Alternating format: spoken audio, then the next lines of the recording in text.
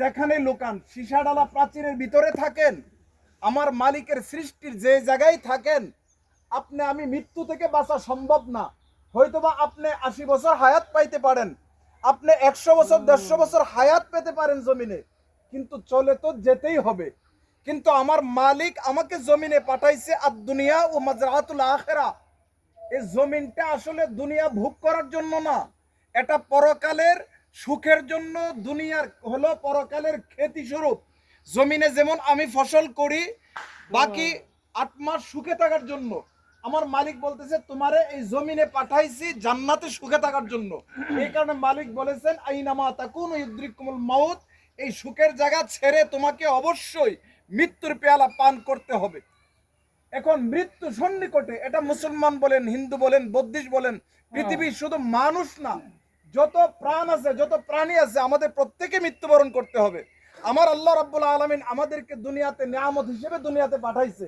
দেখেন আমরা যে অক্সিজেনটা গ্রহণ করি, প্রতি মিনিটে আমরা 16 বার অক্সিজেন শ্বাস নিঃশ্বাস গ্রহণ করি। বিজ্ঞান বলতেছে গড়ে 16 বার আমরা অক্সিজেন গ্রহণ করি, কার্বন ডাই অক্সাইড ত্যাগ করি।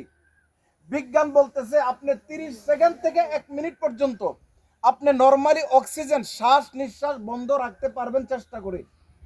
2টা মিনিট পার হয়ে গেলে গোলাম আপনার মস্তিষ্কে চাপ বেড়ে যাবে, আপনি আপনার সচেতনতা ছেড়ে দিয়ে আপনি অচেতন হয়ে যাবেন।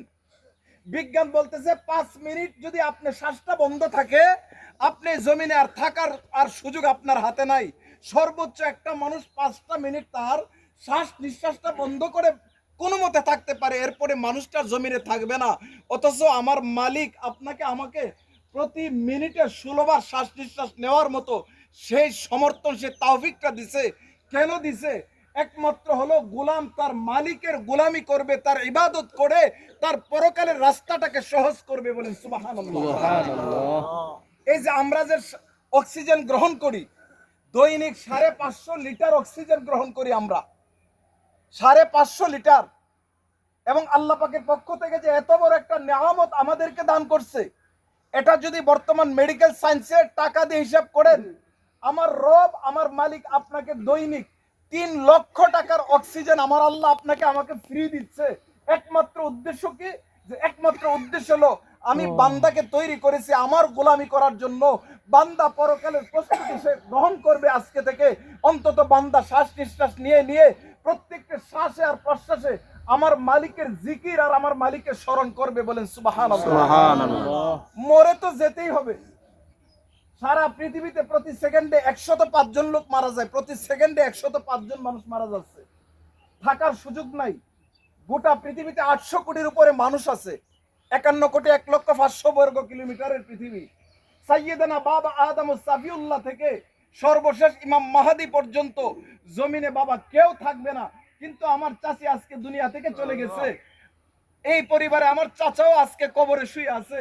আজকে এই পরিবারে আমার আরেক চাচা মরহুম হাজী নুরুল ইসলাম সর্দার সাহেব, উনিও দুনিয়াতে নাই, আমার চাচা কবরে শুয়ে আছে। আমার চাচা জনাব মরহুম মতিউর রহমান, মাহফুজুর রহমান চাচারা, আরো আমার দাদারা শুয়ে আছে। এভাবে কিন্তু আপনারও বাবা, আপনারও চাচা, আপনারও দাদা কোনো না কোনো গোরস্থানে শুয়ে আছে।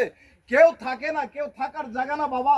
কারণ আমার আল্লাহ বলেছেন ওয়ালাই ইউআখিরুল্লাহু নাফসান, সূরাতুল মুনাফিকুন 63 নম্বর সূরা, সূরাতুল মুনাফিকুনের 11 নম্বর আয়াতে আমার আল্লাহ বলছে কি ওয়ালাই ইউআখিরুল্লাহু নাফসান ইযা জাআ আজালুহা, আপনার যখন মৃত্যুর সময় হবে আপনাকে আমাকে অবশ্যই মৃত্যুবরণ করতে হবে। বাবা বিরক্ত হয়েন না, যেহেতু জানাজার টাইম হলো 10টায়, সময় রয়ে গেছে, কিছু করার নাই। একটু কষ্ট করেন, ধৈর্য ধরেন। যদি কোনো মুরব্বী শারীরিক কষ্ট হয় একটু ছায়াতে অবস্থান নিতে পারেন মেহেরবানি করে। আমি যে কথা বলতেছিলাম, আমার মালিক আমাকে ডেকে বলছে ওয়ালাই ইউআখিরুল্লাহু নাফসান ইযা জাআ আজালুহা, আপনি যেখানেই থাকেন আপনার জন্য সময় যা নির্ধারিত আপনি তাই হবে।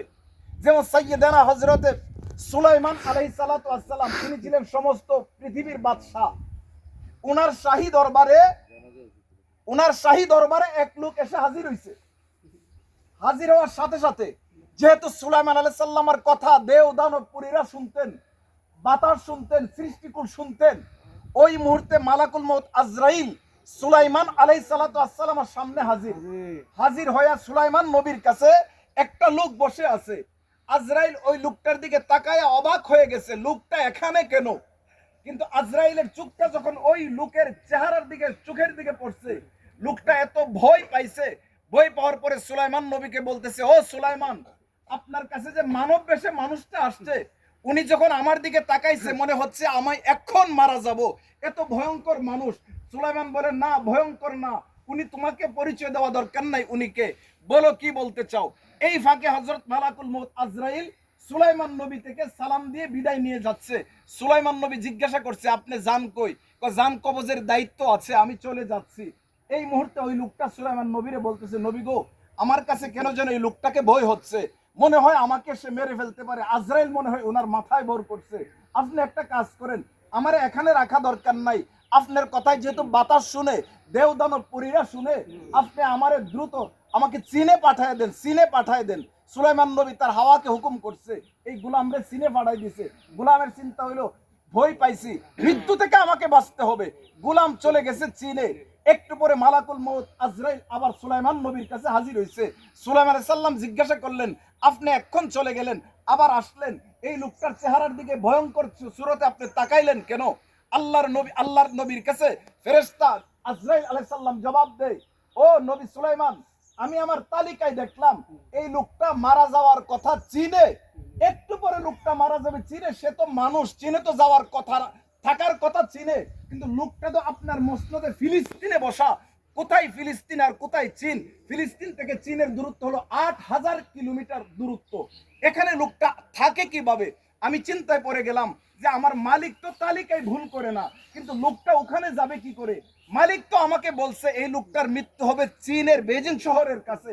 ঠিক আছে, আমার রব যেহেতু বলছে লোকটা যেখানে থাকুক, মালিকের কথাই সত্য, ওখানে যেভাবে হয়তোবা যাবে, আমার দায়িত্ব আমি পালন করে আমি ওখানে চলে গেছি। গিয়া দেখি লোকটা ওখানে হাজির। সুবহানাল্লাহ। ওই যে আপনার মৃত্যু ওখানে লেখা, সুলাইমান নবীর মাধ্যমে তাকে ওখানে হাজির করেছে। তাহলে বোঝা গেল, আইনামা তাকুনু ইউদরিকুমুল মাউত ওয়ালাউ কুনতুম ফি বুরুজিম মুশাইয়াদা, যেখানেই থাকেন মৃত্যু থেকে বাঁচতে পারবেন না। শুধু আমাদের সফলতা এখানেই যে আমরা যেন একটা ইবাদত করে উত্তম ভাবে যেন পরকালের প্রস্তুতিটা মালিক যেন আমাদেরকে গ্রহণ করার তৌফিক দান করে। বাবা, আজকে আমার চাচি দুনিয়া থেকে চলে গেছে, এখন চাচিরে রাখার ইচ্ছা করলো সুযোগ নাই।